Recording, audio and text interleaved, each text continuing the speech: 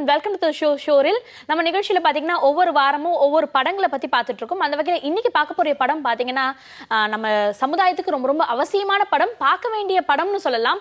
Because child அபியூஸ்மெண்ட்ன்றது இப்போ இருக்க காலகட்டத்தில் ரொம்பவே அதிகமாயிட்டு இருக்கு. அதை வலியுறுத்துற விதத்தில், அது மட்டும் இல்லாமல் குழந்தைங்களை ஈர்க்கிற விதத்தில் அந்த படம் அமைஞ்சிருக்கு. நான் எந்த படத்தை பற்றி பேசிட்டு இருக்கேன் உங்க எல்லாருக்குமே தெரிஞ்சிருக்கும். இப்போ ரீசெண்டாக ரிலீஸ் ஆன நிசப்தம் படத்தினுடைய க்ரூ மெம்பர்ஸ் தான் வந்திருக்காங்க. அவங்க கிட்ட பேசலாம்.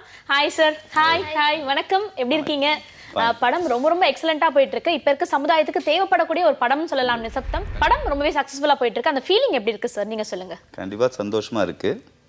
ஏன்னா இது ஒரு புது ப்ரொடக்ஷன். ஃபர்ஸ்ட் படமே இப்படி ஒரு ஸ்கிரிப்டை பண்ணுறதுக்கு வாய்ப்பு கிடைக்கிறது எல்லா டைரக்டர்ஸ்க்கும் கிடைக்காது. ஒரு சமுதாயத்துக்கு ஏதாவது சொல்லணும்னு நம்ம நினைக்கும் போது ஒரு ப்ரொடக்ஷன் தான் அதுக்கு முன்னாடி வரணும். அந்த வகையில் மிராக்கிள் பிக்சர்ஸ் இந்த படத்தை தயாரித்ததுக்கு நான் அவங்களுக்கு இந்த வகையில் நன்றி சொல்லிக்கிறேன். இன்றைக்கி மக்களும் இந்த மாதிரி படங்களை விரும்பி வர ஆரம்பிச்சிருக்காங்க அப்படின்றது தியேட்டர்ஸில் படம் பார்த்துட்டு வர மக்கள் பகிர்ந்துக்கிற கருத்துக்களை வச்சு அது தெரிய வருது. ஸோ எதிர்காலத்தில் இந்த மாதிரி நல்ல படங்கள் திரும்பி தமிழ்நாட்டில் உருவாக ஆரம்பிக்குன்றது எனக்கு மிகப்பெரிய நம்பிக்கை வந்திருக்கு. எங்கள் க்ரூ எல்லாருமே மொத்தமாக சந்தோஷமாக இருக்கணும். ஏன்னா கடின உழைப்பு இந்த படத்தில். ஏன்னா நான் டைட்டிலுக்கு ஏற்ற மாதிரி நிசப்தமாக தான் நாங்கள் வேலை செஞ்சோம். வெளியில் தெரியவே தெரியாது இப்படி ஒரு படம் எடுத்தோன்னு. ஆனால் இன்றைக்கி எல்லாருமே அதை லவுடாக பேசிகிட்டு இருக்காங்க. அப்படின்னும் போது இந்த கருத்து மக்கள்கிட்ட போய் ரீச் ஆகிருக்குன்ற மிக சந்தோஷமான ஒரு மன நிறைவு இருக்கு. ஹீரோ அஜய், நீங்க தான் சொல்லணும், உங்களோட முதல் படம் இது. முதல் படத்துல இப்படி ஒரு வெயிட்டான சப்ஜெக்ட் எடுத்து நீங்க ஆக்ட் பண்ணிருக்கீங்க. எப்படி இருக்கு அந்த ஃபீலிங்? அது மட்டும் இல்லாம ஆடியன்ஸ் வந்துட்டு ரொம்ப எக்ஸலண்டான ஃபீட்பேக் கொடுத்துட்டு இருக்காங்க. ஸோ உங்களோட ஃபீலிங் எப்படி இருக்கு? ஆக்சுவலாக ஃபர்ஸ்ட் ஆஃப் ஆல் ரொம்ப ஹாப்பியாக இருக்குது. என்னென்னா எனக்கு முதல் படத்தில் இவ்வளோ ஒரு பெரிய கேரக்டர் கிடச்சதுக்கு ரொம்ப சந்தோஷமாக இருக்குது. அது மட்டும் இல்லாமல் இன்றைக்கி ஆடியன்ஸ் எல்லாரும் ஆக்சுவலாக நாங்கள் என்ன ப்ரிவியூ ஷோ ஆகட்டும், ப்ரெஸ் ரிப்போர்ட்டில் எல்லாமே என்ன ஒரு ஃபீட்பேக் கிடச்சிது அதை விட பெஸ்ட்டாகவே இன்றைக்கி ஆடியன்ஸ் அந்த அளவுக்கு ரிசீவ் பண்ணிகிட்ருக்காங்க. ஏன்னா இன்றைக்கி எல்லாருக்கும் ஒரு ஏதோ ஜாலியாக ஏதோ அந்த மாதிரியும் இல்லாமல் ஒரு நல்ல கதைக்கு கண்டிப்பாக ஒரு வரவேற்பு இருக்குன்றது எங்களுக்கு இந்த ரிலீஸில் ஆடியன்ஸோட ரிப்போர்ட்லேயே ரொம்ப தெரியுது. எனக்கு ரொம்ப சந்தோஷமாக இருக்குது அந்த நேரத்தில். Okay, and then main artist உட்கார்ந்துருக்காங்க. உங்ககிட்ட கடைசியாக கேள்வி கேட்கணும் தான் இருந்தேன் நானும். சாதாரண எப்படி ஃபீல் பண்ணுறேன் உங்களோட முதல் படம்? அது மட்டும் இல்லாமல் சின்ன வயசில் இப்படிப்பட்ட ஒரு படம் நடிக்கும் போது ஃப்ரெண்ட்ஸ் என்ன சொல்லியிருப்பாங்க, நடிக்கும் போது நிறைய விஷயங்கள் மைண்டில் ஓடிட்டே இருக்கும். இதெல்லாம் தாண்டி படம் ரிலீஸ் ஆயிடுச்சு, நிறைய பேர் பார்த்துருப்பாங்க. எப்படி ஃபீல் பண்ணுறேன் இந்த மொமெண்ட்? ஆக்சுவலி இது என் ஃபர்ஸ்ட் மூவி கிடையாது. இதுக்கு முன்னாடி 4 மூவிஸ் நடிச்சிருக்கேன். ஸோ ஃபஸ்ட் மூவி பேபின்னு சொல்லிட்டு, அப்புறம் காத்தாடி, த்ரிஷால் அண்ட் நயன்தாரா, வீர சிவாஜி, 5th மூவி நிசப்தம்.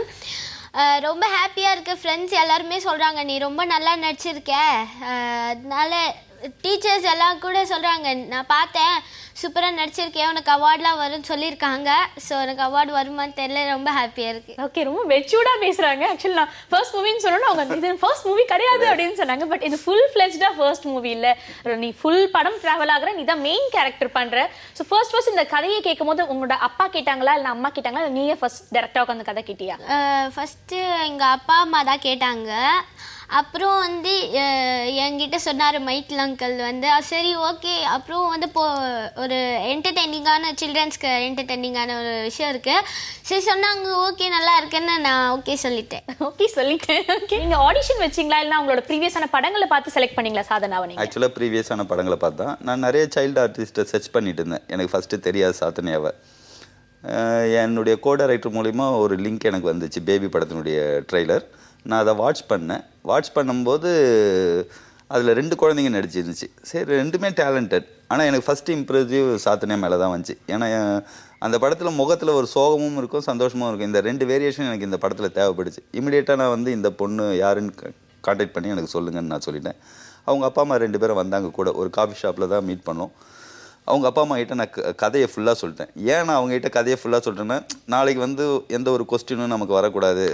ஏன்னா எல்லாருமே சைல்டு அப்யூஸ்னாக்கா குழந்தை நாளைக்கு வெளில போகும்போது ஏதாவது நடக்குமோ, யாராவது பேசுவாங்களோன்ட்டு ஒரு பயம் இருக்கும். அதனால் நான் ஃபுல் ஸ்கிரிப்டை நான் சொல்லிட்டேன். முக்கியமாக அந்த போர்ஷனை நான் சொன்னேன். இன்றைக்கி படம் பார்த்தவங்க எல்லாம் அந்த போர்ஷனை தான் மெயினாக பேசிகிட்டு இருக்காங்க. ஏன்னா ஒரு சைல்டு அப்யூஸ் நடந்திருக்கும். படத்தில் விஷுவலில் அந்த வில்லன் அவனுடைய கை கூட அந்த பொண்ணு மேலே பட்டிருக்காது. அப்படி தான் நான் விஷுவல் பண்ணியிருப்பேன். எல்லோரும் நினச்சிக்குவாங்க இதை ஷேடோவாக எடுத்திருப்பாங்க. ஒரு சைல்டு அப்யூஸ்னால் கொஞ்சம் அரகண்ட்டாக இருக்கும், பார்க்கறதுக்கு பிடிக்காம போயிடும். ஆனால் அந்த வில்லனும் இவளும் பேசுகிற ஒரு சீன் தான் இருக்கும். அதுக்கடுத்தது அவங்க 2 பேருக்கான டச்சே இருக்காது படத்தில். அவனுடைய சுண்டு விரல் கூட அவன் மேலே பட்டிருக்காது. ஆனால் படம் ஃபுல்லாக இந்த குழந்தை பாதிக்கப்பட்டிருக்குன்ற ஒரு உணர்வு வரும். அதை அவங்க பேரண்ட்ஸ் அதை கரெக்டாக புரிஞ்சுக்கிட்டதுனால எனக்கு ஓகே சார் உங்களை நம்பி ஒப்படைக்கிறேன்னு கொடுத்தாங்க. அப்புறம் ஷூட்டிங் போனோடனே டோட்டலாக அவங்கள விட்டுட்டு எங்கள் கூட அதிகமாக இருந்த நேரங்கள் தான் அதிகம்.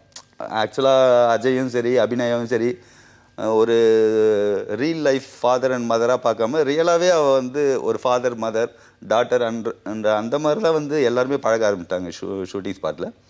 ஈவினிங் ஒர்க் முடிச்சுட்டு போனாலும் அவங்க அதே மென்டாலிட்டியில் தான் இருக்க ஆரம்பித்தாங்க. அதனால் எனக்கு ரொம்ப ஈஸியாக இருந்துச்சு அவங்களோட இந்த ஃபேமிலி மேட்டர்ஸை நான் எடுக்க ஆரம்பித்தது. இன்னொன்று இவகிட்ட வந்து ஒரு கிஃப்டட் என்ன இருக்குனாக்கா, அவளுக்கு டெக்னிக்கல் சைடாகவும் நிறைய லேர்ன் பண்ணி வச்சுருக்கா இந்த வயசுலேயே. என் தம்பி தான் கேமராமேன் இந்த படத்துக்கு. காலையில் வந்த உடனே லென்ஸை கேப்பா போய், என்ன லென்ஸ் அங்கிள் போட்டிருக்கீங்க அவ்வளோ விஷயங்கள் தெரியுமா உனக்கு? டெக்னிக்கல் சைட்னா ஓகே, லைட் நம்ம மேலே படுதா இல்லை தர்மோக்கோல் அது மாதிரியான விஷயங்கள் பார்த்தா லென்ஸ் முதல் கொண்டு நிறைய விஷயம் நோட் பண்ணுவியா?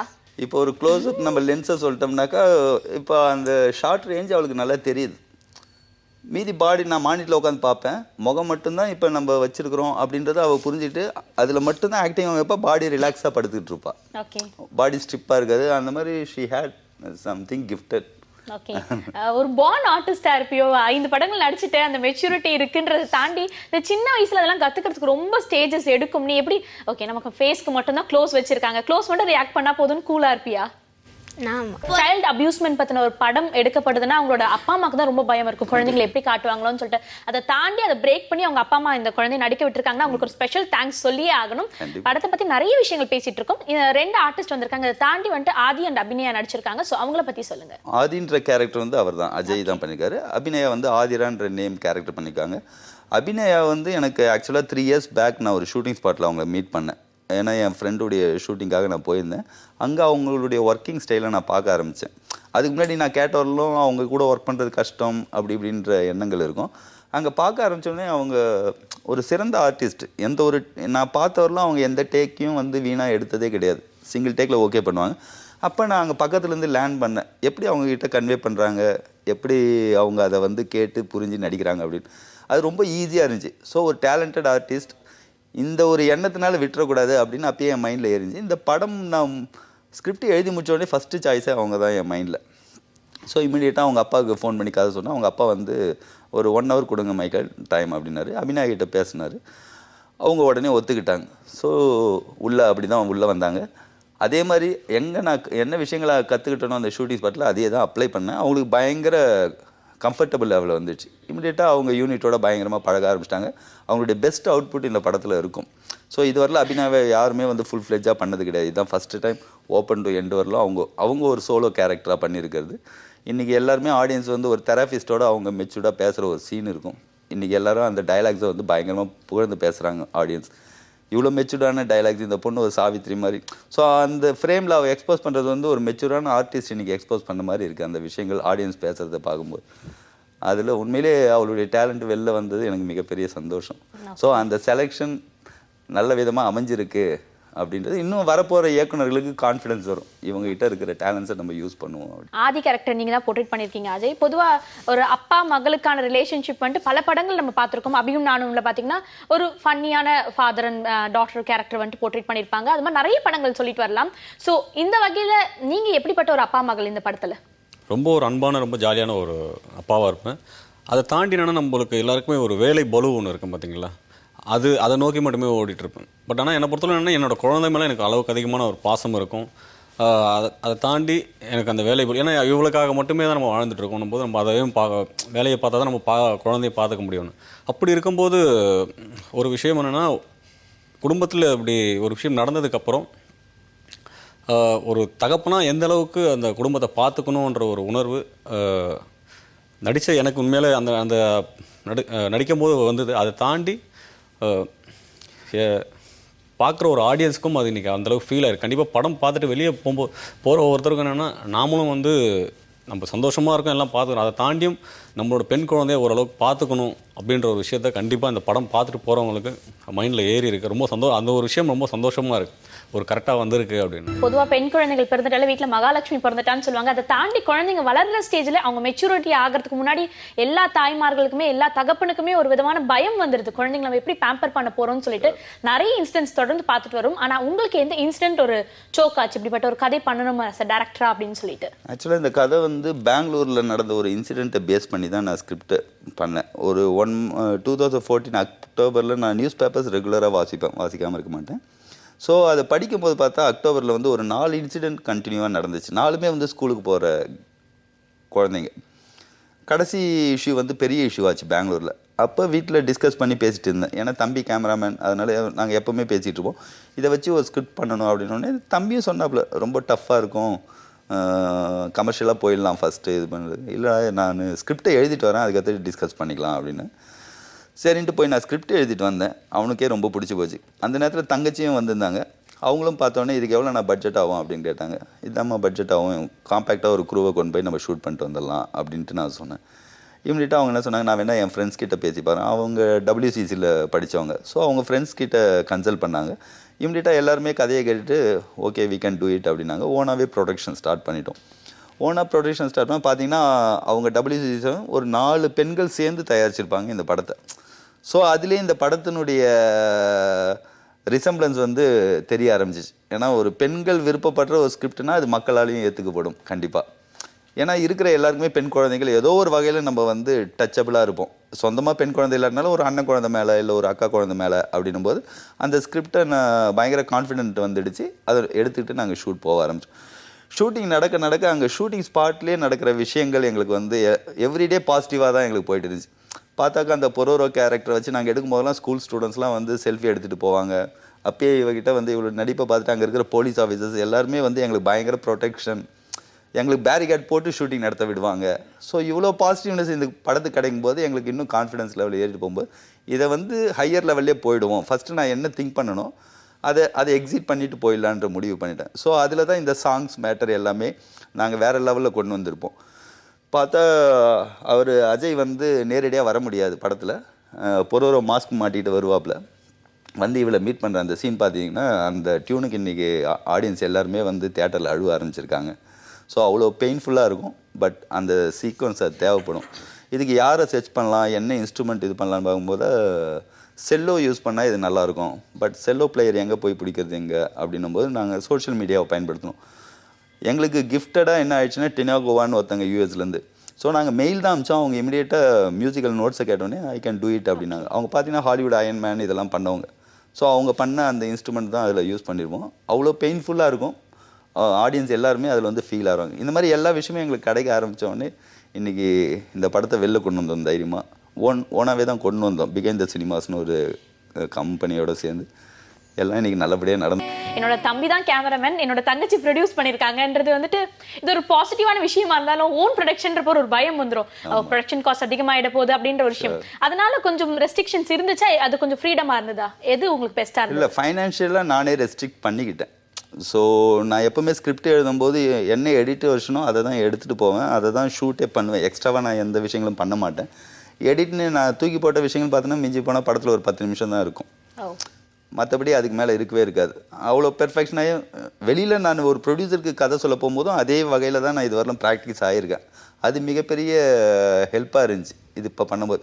ஸோ நேரடியாக நான் ரெஸ்ட்ரிக்ஷன் பண்ணாமல் நான் முன்னாடியே பண்ணிக்கிட்டதுனால அவங்களுக்கு அது பயங்கர ஹெல்ப்ஃபுல்லாக இருந்துச்சு. ஏன்னா நான் லேர்ன் பண்ணிட்டு வந்ததெல்லாம் சூப்பர் குட் ஃபிலிம்ஸில். ஸோ அங்கே நான் கற்றுக்கிட்ட விஷயங்கள் இதுக்கு நான் அப்ளை பண்ண ஆரம்பித்தேன். ஏன்னா சார் வந்து சௌத்ரி சார் வந்து பயங்கர காம்பேக்டாக நல்லா படம் பண்ணுவார். அங்கே ஒர்க் பண்ணி அதை கற்றுக்கிட்டது எனக்குன்னு வரும்போது நான் அதை வந்து அழகாக அப்ளை பண்ணிட்டேன். ஓகே. அந்த இன்னொரு விஷயம், சேம் உங்களோட தம்பி தான் கேமராமேனா இருக்காரு. பொதுவாக தம்பி கேமராமேனா இருக்காருன்றப்போ அதட்டி வேலை வாங்க முடிஞ்சிச்சா, இல்லைன்னா அவர் அட்வான்டேஜ் எடுத்துப்பாரு, நம்ம அண்ணன் படம் தானே நம்ம எடுத்துக்கலாம் அப்படின்னு சொல்லிட்டு? அப்படி எது காமெடியா தான் கேட்குறேன், நாட் ஃபார் சீரியஸ். சண்டைகள் வரும். நான் அவ்வளோ சீக்கிரத்தில் நானும் விட்டு கொடுக்க மாட்டேன், அவரும் அவருடைய குவாலிட்டியை விட்டு கொடுக்கக்கூடாதுன்னு நினைப்பாரு. தேவையான விஷயத்த மட்டும் எடுன்னு சில சமயத்தில் அவனும் கரெக்டாக தேவையான விஷயங்கள் தான் எடுத்துருப்பான். இந்த படம் பார்த்து இன்றைக்கி எல்லாருமே கேமராவை பற்றி அதிகமாக பேசிகிட்டு இருக்காங்க. என்னென்னா படத்தினுடைய தன்மை கெடாமல் ஆனால் அவ்வளோ அழகிய பெங்களூருடைய பேக்ரவுண்டை அவ்வளோ அழகாக கொண்டு வந்திருப்பான். ஸோ சில சமயத்தில் கேட்பான் நான் இதை எடுத்துக்கிறேன் அப்படின்னு. சில இடங்களில் விடுவேன் நான், சரி எடுத்துக்கோ நாளைக்கு தேவைப்பட்டுன்னா யூஸ் பண்ணலாம் அப்படின்ட்டு. கிவ் அண்ட் டேக் தான்.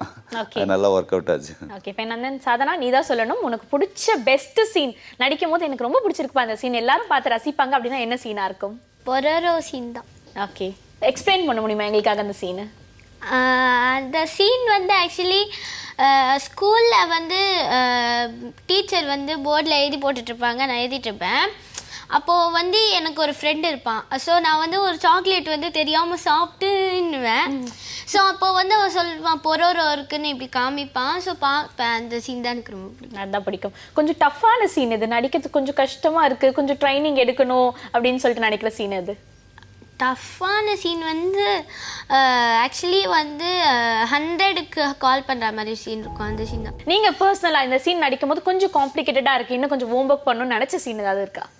இல்லை, ஆக்சுவலாக என்னென்னா இந்த படத்தை பொறுத்தவரை எல்லா சீன்ஸுமே ரொம்ப பெரிய பெரிய சீன்ஸாக தான் இருக்கும், ரொம்ப ஹார்ட் ஒர்க் பண்ண வேண்டிய ஒரு சீன்ஸ். ஆனால் எனக்கு எங்கேயுமே அது ஏன் தோணலை அப்படின்னா, டேரக்டரோட ஒரு கைடன்ஸ் ரொம்ப கரெக்டாக இருக்கும். அவருக்கு என்ன வேணுமோ அவ்வளோ அழகாக சொல்லுவார். என்றைக்குமே ஒரு டென்ஷன் ஆகி இது இப்படி இல்லை அப்படி இல்லைன்னு எதுவுமே சொன்னதில்லை. அவ்வளோ அழகாக எக்ஸ்பிளைன் பண்ணிவிடுவார். பண்ணதுனால அவ்வளோ அழகாக எல்லா சீன்ஸுமே அவ்வளோ கரெக்டாக பண்ண முடிஞ்சது. இப்போ படம் பார்க்கும்போது கூட இந்த இடத்துல பண்ணியிருக்கலாமே அப்படின்ற ஒரு எனக்கு எதுவுமே தோணலை. பட் படம் பார்த்தவங்களும் சொல்கிற ஒரு விஷயம் என்னென்னா, ஆஸ் அ டேரக்டர் தான் நான் தேங்க் பண்ணுவேன். என்னென்னா படம் பார்த்தவங்க எல்லாருமே ஒரு பார்க்கும்போது ஒரு தகப்பனாக தெரியுதுப்பா, அதில் ரொம்ப லைவாக இருக்குது அப்படின்னு சொல்கிறாங்க. ரொம்ப சந்தோஷமாக இருக்குது. அதனால் எங்கேயுமே எனக்கு வந்து இது இப்படி பண்ணியிருக்கலாமோ அப்படின்னு தோணலை. காரணம் வந்து என்னோடய இயக்குனர் தான் ரொம்ப கம்ஃபர்ட் ஜோனாக எங்களை பார்த்துக்கிட்டார். என்னையாகட்டும் சாதனையாகட்டும். இன்றைக்கி வந்து இந்தளவுக்கு படம் வந்து நல்லா போயிட்டுருக்கு. ஆடியன்ஸ் எல்லாருக்கும் அந்த ஃபீல் வந்து உள்ளே இறங்கியிருக்கு அப்படின்னு நினைக்கும்போது ரொம்ப சந்தோஷமாக இருக்குது. அதுக்கு எங்கள் இயக்குனர் தான் நாங்கள் நன்றி சொல்லணும். ஓகே. தென் சைல்டு அபியூஸ்மெண்ட் கிடையாது, ஜென்ரலாக ஏதாவது ஒரு ஃபீமேல் அபியூஸ்டு படம் அதை பேஸ் பண்ணி எடுத்த படங்கள்னாலே அந்த சீன் ரொம்ப இம்பாக்ட் பண்ணி காட்டுவாங்க. ட்ரைலர்லேயே அந்த சீனை வைப்பாங்க. ஸோ அதை பார்க்கும்போது அந்த ஃபீல் வரும். பட் ஆனால் நீங்கள் சொல்லியிருந்தீங்க குழந்தை மேலே ஒரு சுண்டு விரல் கூட படாமல் நான் எடுத்திருக்கேன்னு சொல்லிட்டு, அந்த ஒரு காம்ப்ளிகேஷன் இருக்கும்போது நீங்கள் ஸ்டோரி போர்ட் கிரியேட் பண்ணும்போது அது மைண்டில் செட் பண்ணிக்கிட்டீங்களா அந்த சீன் நம்ம காட்டவே கூடாதுன்னு சொல்லிட்டு? அது படத்துக்கு ஒரு பலம்னு நினைக்கிறீங்களா பலவீனம்னு நினைக்கிறீங்களா? பிகாஸ் அப்படிப்பட்ட சீனை பார்க்கும்போது தான் ஒரு முகம் சுளிப்பாங்க, ஆனாலும் அந்த ஒரு பாவம் அந்த ஒரு கண்ணீர் எல்லார் மத்தியிலும் வரும். ஸோ அது இல்லாமல் எடுக்கிறது எப்படி இருந்தது? அது இல்லாமல் நம்ம செய்யலான்ட்டு தான் இதில் நான் ஸ்கிரிப்ட் எழுதும் போதே பண்ணேன். ஏன் ஒரே பேட்டர்னில் போகணும்? அதை காமிச்சோம்னா சில பேர் வந்து ஏன் டைரக்டருக்கு வந்து இதை காமிச்சே ஆகணுமான்னு கேள்வி கேட்பாங்க. ஸோ நான் திங்க் பண்ணும்போது இதை காமிக்காமல் என்ன பண்ணலாம் அப்படின்னு நான் திங்க் பண்ணேன். அவங்க சொன்ன மாதிரி அந்த 100க்கு கால் பண்ணுற சீன், அது இன்றைக்கி தியேட்டர் ஃபுல்லாக அதுதான் ஃபஸ்ட்டு டைம் தியேட்டரில் ஆடியன்ஸ் சைலன்ஸாக ஆவாங்க டைட்டிலுக்கு ஏற்ற மாதிரி. பார்த்திங்கன்னா அவன் வந்து பாப்பா என்னை கொண்டு போய் ஒரு இடத்துல விட்டறையா, ரொம்ப குளிருது, மழை பெஞ்சிட்ருக்கோம், இவன் கொடை வச்சிட்ருப்பா, குளிருது அப்படின்வான். பார்த்துட்டு ஸ்கூலுக்கு டைம் ஆகுமே அங்கிள்வான். ஒரு லுக் மட்டும்தான் கொடுத்துருப்பேன். அடுத்தது பார்த்தாக்கா ஷார்ட் கட் ஆகிடும். இமீடியட்டாக அவங்க அம்மா வீட்டில் வந்து வேலையில் பிஸியாக இருப்பாங்க. ஒரு இன்டர்கட் போயிட்டு அடுத்தது இங்கே வந்திருப்பேன். பார்த்தாக்கா ஜிம்மி ஜீப் ட்ராவல் ஆகும். பார்த்தா இவ எடுத்துன்னு போன கொடை வந்து ஒரு இடத்துல மடங்கி விழுந்து கிடக்கும். அடுத்து பார்த்தா உள்ளே போவோம், கேமரா லாங் ட்ராவல், அது சவுண்டே இருக்காது, டோட்டல் சைலன்ஸாக இருக்கும். அந்த ரூம்குள்ளே போவோம். போச்சுன்னா பார்த்தீங்கன்னா அவளுடைய பேக் வந்து செதறி கிடக்கும். அப்படியே போச்சுன்னா ஒரு செல்ஃபோன் அந்தாண்ட விழுந்து கிடக்கும். அப்போ ஒரு ப்ரீத் சவுண்டு மட்டும் வரும். பார்த்தா தவழ்ந்து வருவா. அப்படியே முன்னாடி வந்து அவளுடைய கையில் மட்டும் லைட்டாக பிளட் இருக்கும். தவழ்ந்து வந்து அந்த செல்ஃபோனில் 100 கால் பண்ண 100 போட வருவா. இமீடியட்டாக கட் பண்ணிடுவேன். ஸோ அதை நான் எழுதி முடிச்சிட்டோடனே ஃபீல் பண்ணிட்டேன். ஸோ தொடுதல், ஒரு ஷேடோவில் காமிக்கிறது, இது எதுவுமே தேவையில்லை வாழ்க்கையில். அவளுக்கு என்ன நடந்துச்சுன்றது ஆடியன்ஸ் கண்டிப்பாக கன்வே ஆகிடும் இந்த ஒரு விஷயம். ஏன்னா ஒரு பொண்ணு அந்த ப்ரீத்தை எடுக்கும்போதே நம்ம கண்டுபிடிச்சலாம் என்ன நடந்திருக்கு அப்படின்றது. ரொம்ப பெர்ஃபெக்டாக டப்பிங் பண்ணியிருப்பா அதுக்கு அந்த ப்ரீத். ஆக்சுவலி அதை நாங்கள் சீனாக பார்க்க முடியுதில்ல, நீங்கள் எக்ஸ்பிளைன் பண்ணும்போது ஐ கேன் ஃபீல் தட் எனக்கே அந்த ஒரு இம்பாக்ட் கிடைச்சிடுது அப்படின்னு சொல்லலாம். இப்போ இருக்க இன்னொரு விஷயம் என்னன்னு பார்த்தீங்கன்னா, பெற்றோர்கள் எந்த அளவுக்கு அவேர்னஸோட இருக்கணுமோ அதே போல் பெண் பிள்ளைகளுக்கும் வந்துட்டு அந்த சைல்டு எஜுகேஷன்னா என்ன நம்ம டீச் பண்ண வேண்டிய அவசியம் இருக்கு.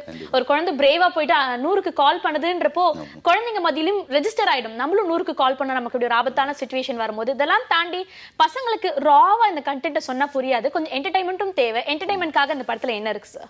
என்டர்டெயின்மெண்ட் ஓப்பனிங் உங்களுடைய ஃபேமிலி சீக்வன்ஸே என்டர்டெயின்மெண்ட்டை தான் ஓப்பன் ஆகும். அதிலே சின்ன சின்ன விஷயங்களில் ரொம்ப இங்கே ட்ரெய்லரில் இதெல்லாம் யூஸ் பண்ணும்போது டைலாக் ரொம்ப இதாக இருக்கிற மாதிரி இருக்கும், ஸ்ட்ரெயிட் ஃபார்வர்டாக.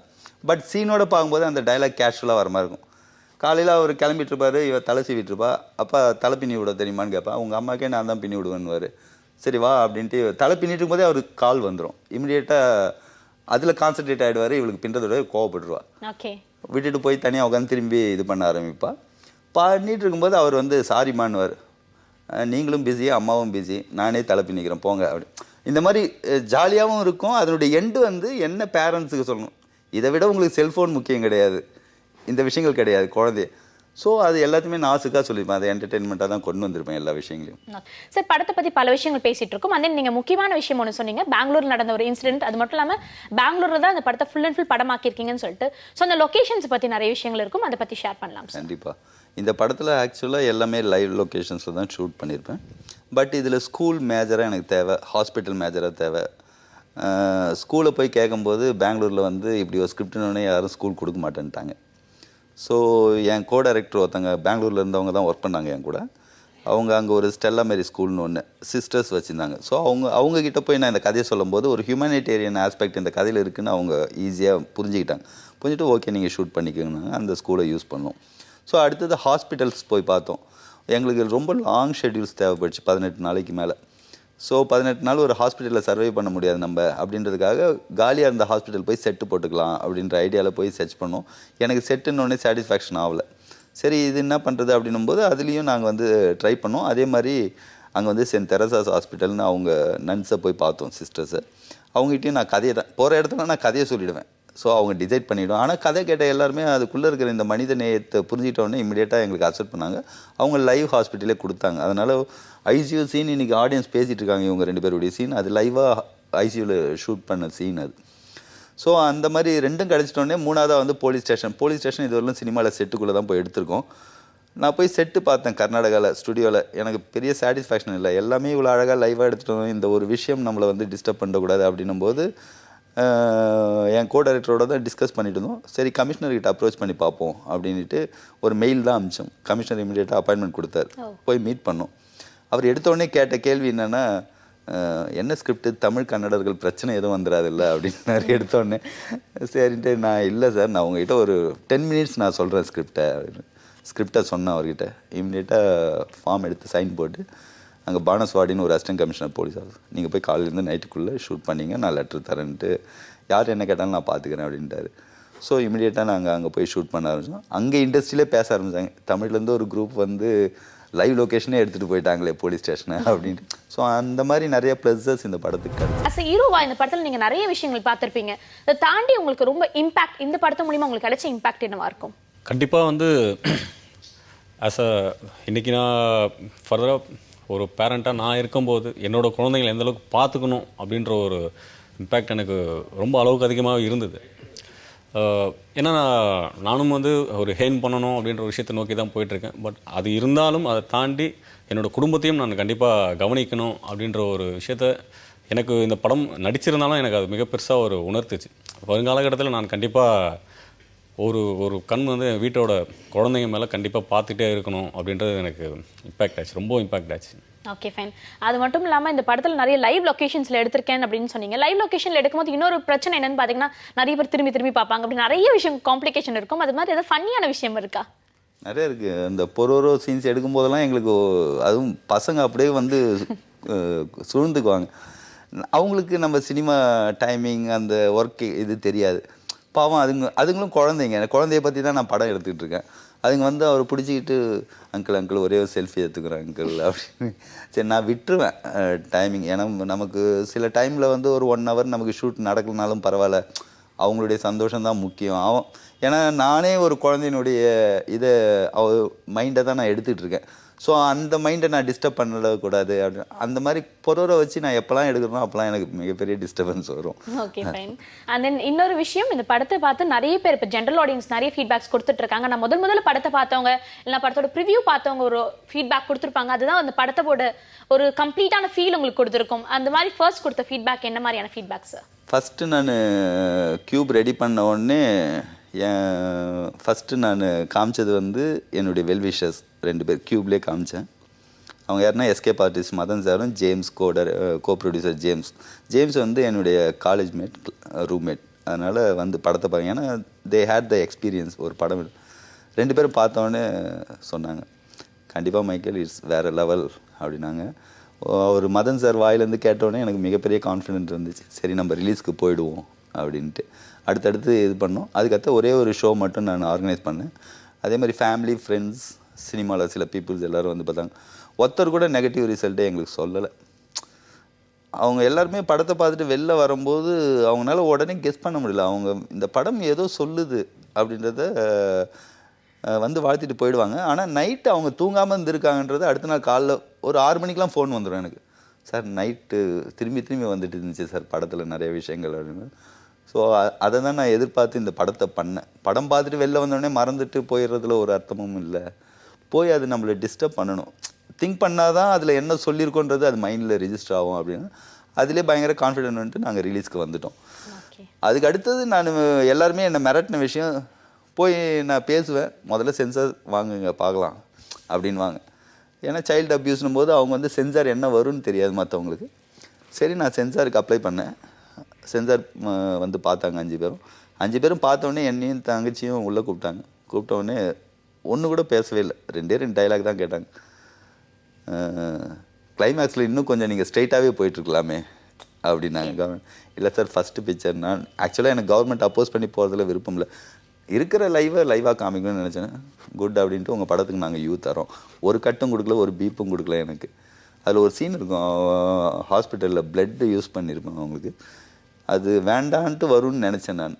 பட் அதை கூட அவங்க அக்செப்ட் பண்ணி விட்டுட்டாங்க. ஏன்னா கம்பல்சரி அது தேவை அப்படின்றது அவங்களுக்கு புரிஞ்சிருக்கு. அப்படின்னும் போது சென்சாரு எனக்கு அப்ளை பண்ணோடனே டோட்டலாக இண்டஸ்ட்ரியில் எல்லாருமே யூ வாங்கியாச்சா. அங்கேயே வந்து இப்போ சினிமாவில் இருக்கிற பீப்புளுக்கு வந்து படத்தை பார்க்கணுன்ற ஆர்வத்தை தூண்டிச்சு. ஒரு சைல்டு அபியூஸ் மேட்ரு யூ வராதுன்னு நினச்சாங்க, யூ வாங்கியிருக்காங்கன்னா அப்போ என்ன படத்தில் இருக்கணும் அப்படின்னு அந்த எக்ஸ்பெக்டேஷன் க்ரியேட் ஆனோடனே நான் கான்ஃபிடென்ட் லெவலில் எனக்கு ஏறிடுச்சு. ஃபர்ஸ்ட் கிடைச்ச ஃபீட்பேக் என்ன மாதிரியான ஃபீட்பேக்காக இருந்துச்சு? ஜென்ரல் ஆடியன்ஸ் இல்லைனா உங்கள் ஃபேமிலி மெம்பராக இருக்கலாம், இல்லைனா ஒரு மீடியாவை சேர்ந்தவங்களா இருக்கலாம். இல்லை, ஆக்சுவலாக எல்லாருமே என்னென்னா இந்த டைட்டிலுக்கு ஏற்ற மாதிரி ஃபஸ்ட்டு அண்ணன் சொன்ன மாதிரி ரொம்ப ஒரு படம் முடிஞ்சதுன்னா ரொம்ப நிசப்தமாக தான் இருந்தாங்க.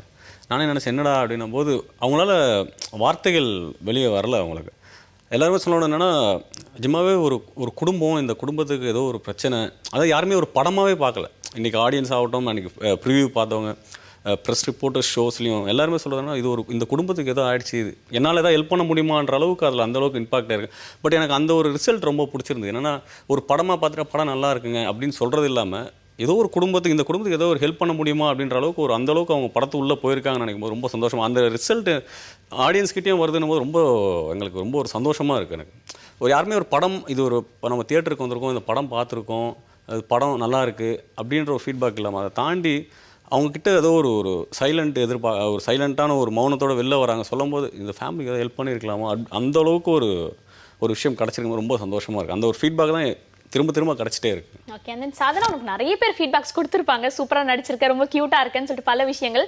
அதை தாண்டி டெக்னிக்கல் பர்சன்ஸ் இருப்பாங்க தெரியுமா, அங்கே இருக்கவங்க கேமராமேன், எடிட்டர்ஸ், இல்லைன்னா வந்துட்டு அசிஸ்டன்ட் பர்சன்ஸ், அது மாதிரி உனக்கு பெஸ்ட் பிடிச்சவங்க யார்? உங்கள் க்ரூலேயே உனக்கு பிடிச்சவங்க ரொம்ப ஸ்வீட்டான அண்ணானா யாரை சொல்வேன்? மைக்கிள்னா அஜய் அண்ணா, இவங்க 2 பேரை தவிர்த்து நீ வேற யார வேணா சொல்லலாம்.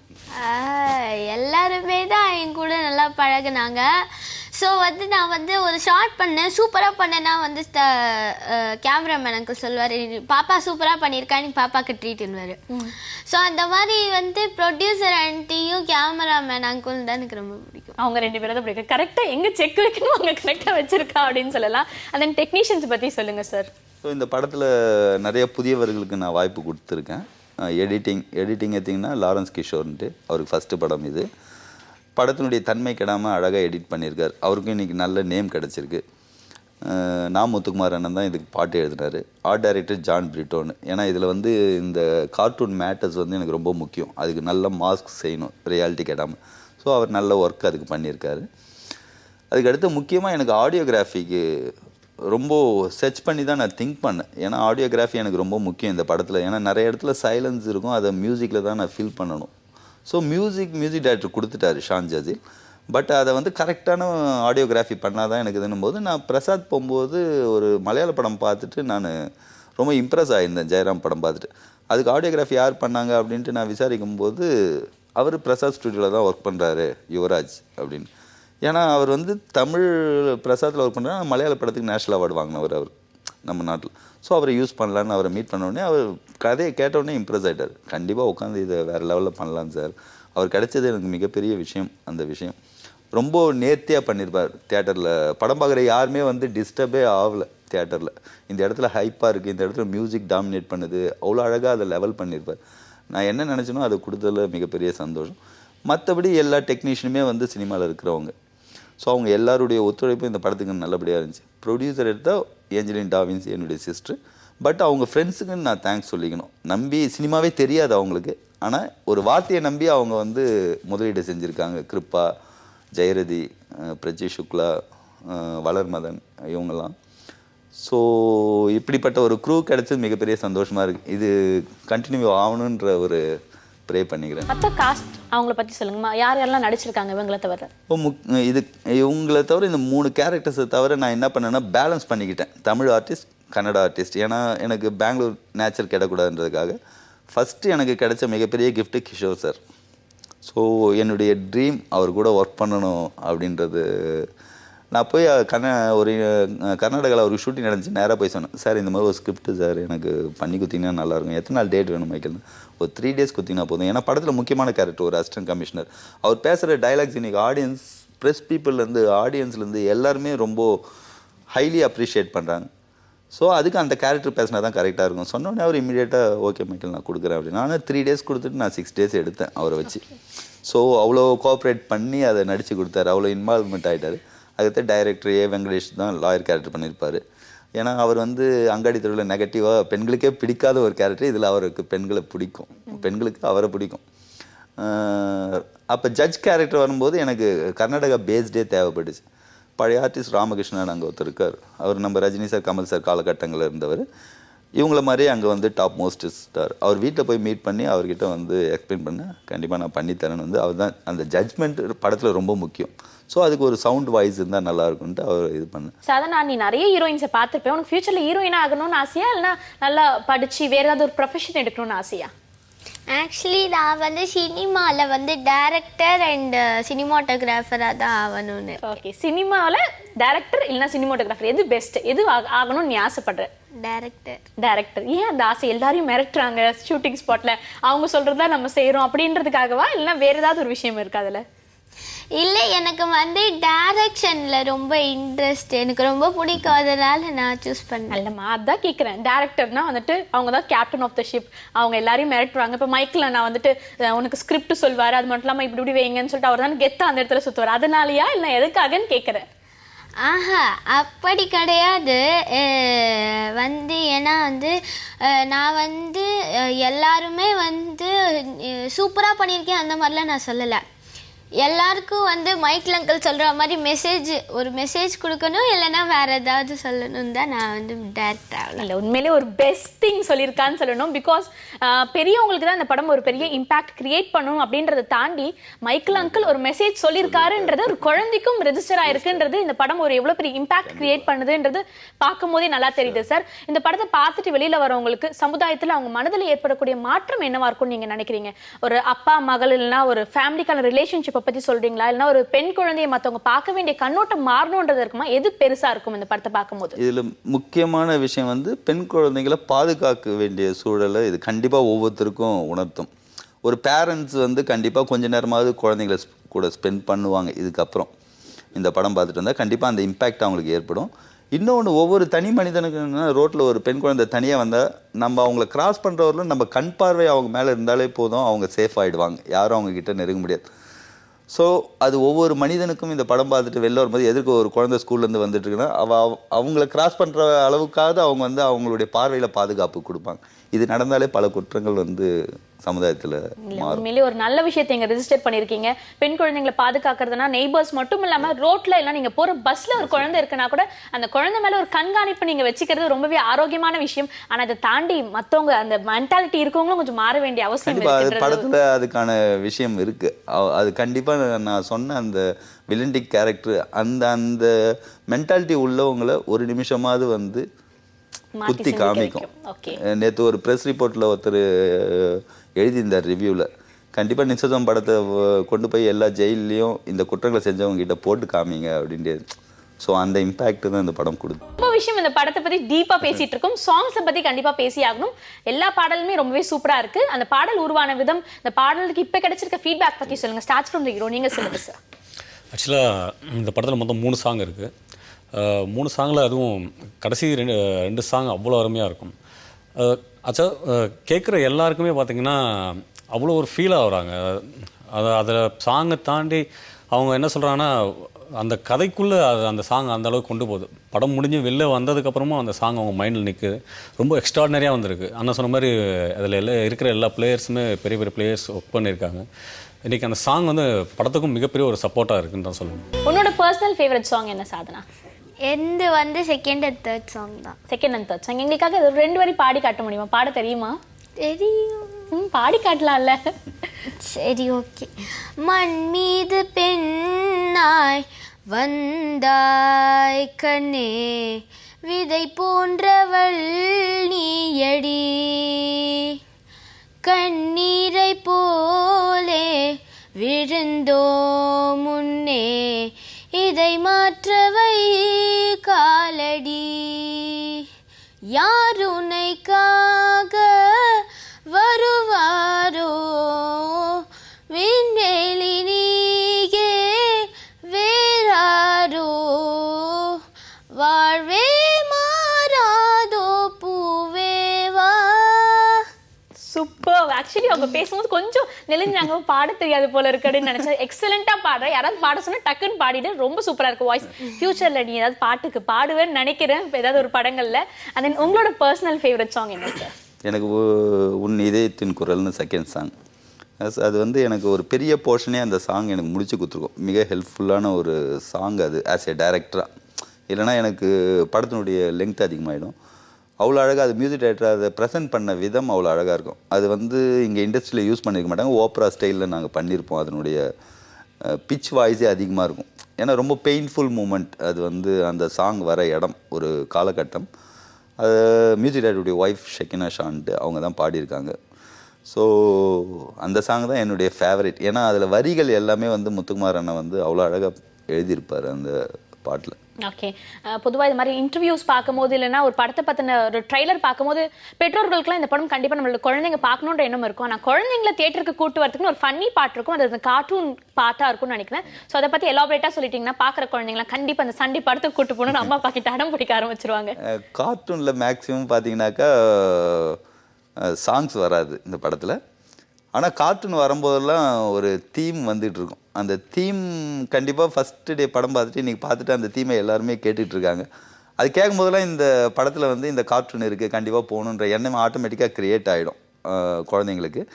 இன்னொன்று படத்தில் வந்து பொரோரோவுடைய, ஏன்னா இவ வந்து விருப்பப்படுறதே அந்த கார்ட்டூனை தான் பார்த்துட்ருப்பா எந்நேரமும். எனக்கு அதான் பிடிக்கும். ஏன்னா அதை நாங்கள் விஷுவலில் காமிக்கும் போதே அதனுடைய இம்பேக்ட் ஜாஸ்தியாக இருக்கும். அது எல்லா குழந்தைங்களுக்கும் எனக்கு பிடிச்சிருக்கு. கண்டிப்பாக அதுக்கான ரெஸ்பான்ஸ் கண்டிப்பாக கிடைக்கும். ஓகே சார், பல விஷயங்கள் இந்த படத்தை பற்றி ஷேர் பண்ணிக்கிட்டீங்க. ஃபியூச்சரில் இது மாதிரி சமுதாய மாற்றங்கள் வரக்கூடிய படங்கள் பல பேரும் பண்ணணும். நீங்களும் உங்களோட அடுத்த ப்ராஜெக்ட்ல கண்டிப்பாக ஒரு ஸ்ட்ராங்கான மெசேஜ் வச்சு தருவீங்கன்ற நம்பிக்கை எங்களுக்கு இருக்கு. புதியுகம் சார்பாக எங்களோட ஸ்பெஷல் தேங்க்ஸ் உங்களுக்கு சொல்லிக்கிறோம். அது மட்டும் இல்லாமல் படம் வெற்றிகரமாக ஓடிட்டு இருக்கு, அதுக்கு ஒரு ஸ்பெஷல் ஆல் தி பெஸ்ட்டும் சொல்லிக்கிறோம். Thank you so much for joining us. Thank you.